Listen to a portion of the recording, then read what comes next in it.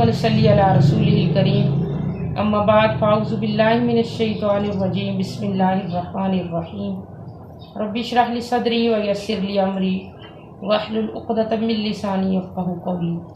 अस्सलामु अलैकुम व रहमतुल्लाहि व बरकातुहू।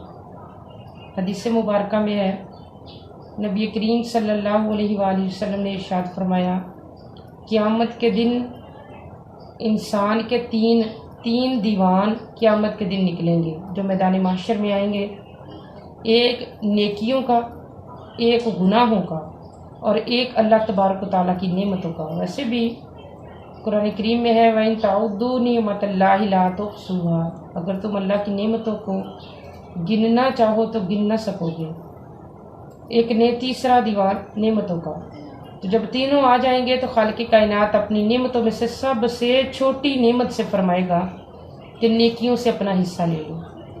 तो छोटी नेमत नेकियों से हिस्सा लेगी तो सारी नेकियां ले जाएगी और फिर रब की बारगाह में खड़ी होकर कहेगी, खालिक कायनात मेरा हिस्सा पूरा नहीं हुआ है।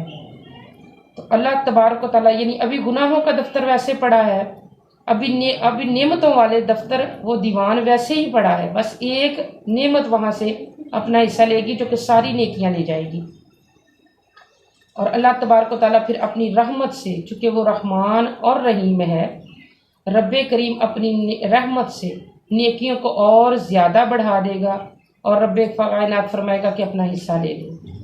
और फिर अल्लाह तबारक व तआला गुनाहों की तरफ अपनी उसकी रहमत हुई जिस पर वो चाहेगा कि अपनी रहमत का इजहार फरमाए, उसके गुनाहों को माफ़ फरमाए, अल्लाह उसके गुनाहों की दफ्तरों की तरफ नज़र नहीं फरमाएगा और फरमाएगा कि मैंने जा तुझे अपनी सारी नेमतें बग़ैर हिसाब के अता फरमाई और मैं किसी नेमत पर तुझसे हिसाब नहीं लूँगा और बग़ैर हिसाब के तुझे जन्नत में दाखिल फरमाता हूँ। ये अल्लाह तबारक व तआला की रहमत है। रब्बे कायनात कल क़यामत के दिन हम सब के ऐबों पे पर्दा फरमाए। आमीन सल्लल्लाहु अलैहि वसल्लम।